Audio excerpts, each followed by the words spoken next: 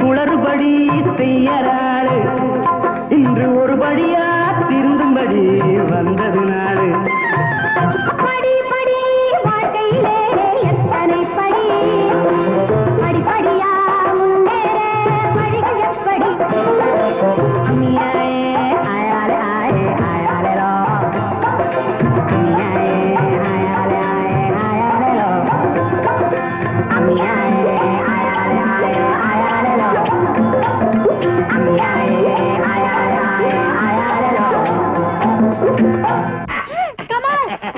கத்தாதே கை நிறைய கொடுக்கத்தான் உன் கையை பிடித்திருக்கிறேன்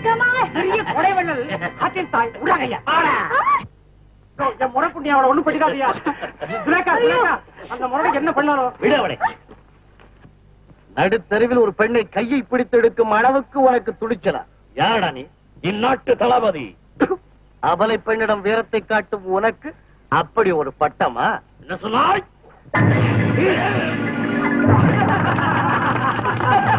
மீண்டும் சந்திக்கிறேன் அப்பா அப்பா அப்பா அப்பாப்பா நீ உங்க அப்பாவை கூப்பிடுற சரி அவர் என்ன அவரோட அப்பாவை கூப்பிடுறாரா அப்பா என்ன மாமா வாய் பிடிப்பா விட்ட வேண்டியதானே அதையும் பிடிச்சுக்கிட்டு அடம் பிடிக்கிறீங்க வசூல குடுறா வசூல் ஆமா என்னது இவ்வளவுதானா இன்னைக்கு நான் என்ன வசூல் சக்கரவர்த்தியா அவ்வளவுதான் சொல்ல ஆமாப்பா இன்னைக்கு இவ்வளவுதான் அவங்க கூட சேர்ந்து நீயும் போய் சொல்றியா உன்ன வெளியே வர கோவப்படாதீங்க ஏய் என் கையை இறக்கி விடு முடியாது கையை இறக்கி விட்டா உன் பொண்ணு அறையுவேன் ஐயோ நான் அறையலடா இறக்கி விடுறா என் பொண்ணு நான் ஆடிக்கிறேன் அதை கேட்கறதுக்கு நீங்க யார் நீ யாரா ஐயோ அவர் இல்லன்னா உன் பொண்ணு நீ உயிரோட பார்த்தே இருக்க முடியாத ஆமாப்பா இன்னைக்கு வித்தை காட்டும் போது அந்த பாவி முராத்து வந்து என் கையை பிடிச்சு இழுத்தான்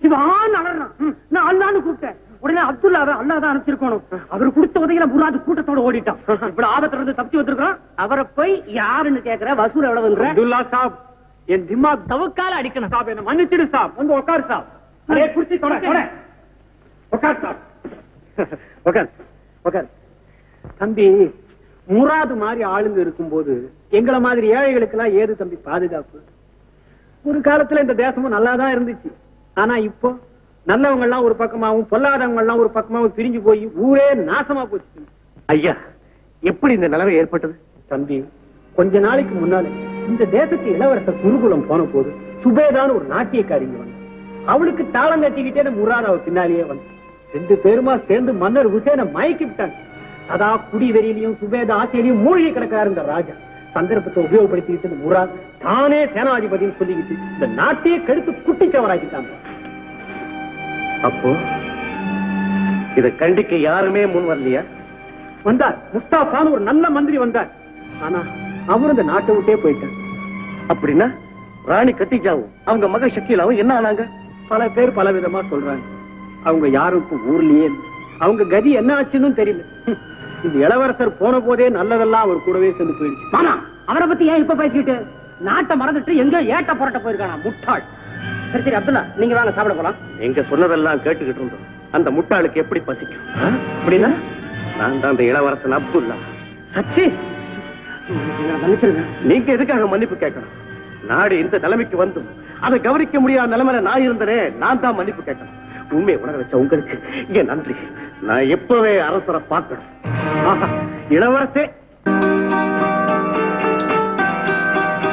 அரசே நான் விடை மாற்றிக் கொண்டு வருவதற்குள் இவ்வளவு அவசரமா சுபைதா அந்த கண நேரம் கூட உன்னை பிரிந்து என்னால் இருக்க முடியவில்லை சுபைதா பல ஆண்டுகளாக தொடர்ந்து நடந்து வரும் நமது திருமண நினைவு விழாவை சிறப்பாக கொண்டாட வேண்டாமா கொண்டாட வேண்டும் அவசியம் கொண்டாட வேண்டும் அதிக செலவாகுமே என்றுதான் ஆகட்டுமே எவ்வளவானால் என்ன வாரிவிட சொல் வாரிவிட கஜானாவில் போதுமான அளவு பொருள் இல்லையே ஆமா என்ன செய்யலாம் வாரிவிட சொல் என்றீர்களே வாரி என்ற சொல்லியே சற்று குறுக்கு சொல்லுங்கள் பார்க்கலாம் வரி வரி புதிதாக கொஞ்சம் போடலாம் என்றுதான் பத்திரம் உங்கள் கையெழுத்து சுபேதா வெறும் பத்திரங்களில் என்னுடைய கையெழுத்து நிறைய வாங்கி வைத்துக் கொண்டு உன் இஷ்டம் போல் வரியோ சட்டமோ போட வேண்டியதுதானே நிறுத்துங்கள் யாரடாது எமக்கு கட்டளையிடுவது அரசே என்னை இப்பொழுது தெரியாது உங்கள் கண்கள் தான் குருடாகி பல ஆண்டுகளாகி விட்டனவே அரசாட்சியை நடத்துகிறீர்கள் அரசாட்சி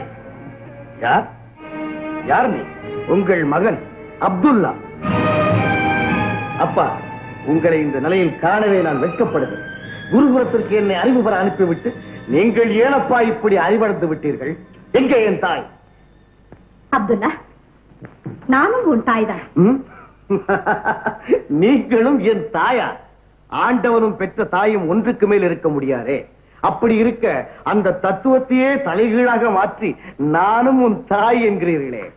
பார்த்தீர்களா உங்கள் மகன் பேசுவதே? குருகுலத்தில் சென்று பயின்று வந்தவன் அல்லவா, அப்படித்தான் பேசுவார். அப்துல்லா, உன் தாய்க்குரிய மரியாதையை ஜுபைதாவுக்கு நீ தர வேண்டும். அதுதான் உன் கடமை. அதே எப்படி உங்கள் ஆசை நாயகி எல்லாம் என் அன்னையாகிவிட முடியுமா? நீங்கள் மஞ்சத்தில் கொஞ்சம் பதவிகள் எல்லாம் என்னை 10 மாதம் சுமந்து பெற்ற தாயாகிவிட முடியுமா? அப்துல்லா, உன் சித்தனை மிகவும் பழித்து பேசுகிறாய். உன் தந்தைக்கு தரும் மரியாதை நன்றாக இருக்கிறது. வீரத்தோடும் மானத்தோடும் நான் வந்து பேசிக் கொண்டிருப்பதுதான் உங்களுக்கு தரும் சரியான மரியாதை. மறந்து போய்விட்ட வீரத்தையும் மறத்து போய்விட்ட மானத்தையும் பரம்பரையில் வந்த மகன் பற்றி பிடித்துக் கொண்டிருக்கிறேன். குருகுலத்தில் பேசும் கதையும் கூட நன்றாகவே சொல்லிக் கொடுத்திருப்பார்கள் போல் இருக்கிறது. அது மட்டுமல்ல, ராஜ தந்திரங்களையும் கற்று வந்திருக்கிறேன். அதர்மம் மேலோங்கி தர்மம் அழியும் போது தர்மத்தை காக்கும் திறனையும் பெற்று வந்திருக்கிறேன். எதற்காக வீண் பேச்சு? அப்பா, எங்கே என் தாய்? ஏன் பேசாமல் இருக்கிறீர்கள்? கொண்டு விட்டீர்களா? சொல்லுங்களப்பா. அப்துல்லா, அமைதியாக பேசு. ஏன் இப்படி தாறுமாறாக நடந்து கொள்கிறாய்? யாரோ மேளம் கொட்டி வந்தவரையும் சதங்கையோடு வந்தவளையும் சதம் என்று நம்பி சத்தியமே வடிவான என் தாயை மறந்து விட்டீர்களா? இவள் ஆடுபவள், ஆட்டக்காரி. ஆட வந்த ஆட்டம் முடிந்ததும் ஓடி விடுவாளப்பா. இவளை நம்பாதீர்களப்பா, நம்பாதீர்கள். அப்துல்லா, நாவை அடக்கி பேசு. நல்ல தாய்க்கு பிறந்த ஒருவன் பேச வேண்டியதை நீ பேசாது. கவலைப்படத்தான் வேண்டும் என்பது உன் தலைவிதியானால் மந்திரியோடு ஓடிப்பட உன் தாய்க்காக கவலைப்படு. அப்பா, வெட்டி தலைக்குரிய வேண்டும் என்பதுதான் உன் விருப்பமானால் அந்த நடத்தை கெட்ட உன் தாய்க்காக விற்கப்படும். என்ன வார்த்தையடி! என் தாயை பற்றி அவதூறாக பேச உனக்கு எவ்வளவு துணிச்சல்! அவர்களை பழித்து பேச இந்த தேசமும் காலமும் உனக்கு எவ்வளவு இடத்தை கொடுத்து விட்டது. ஆடி பிழைக்க வந்தவளே, யாரை நீ சொன்னாய்? அப்துல்லா, அப்துல்லா, அப்துல்லா,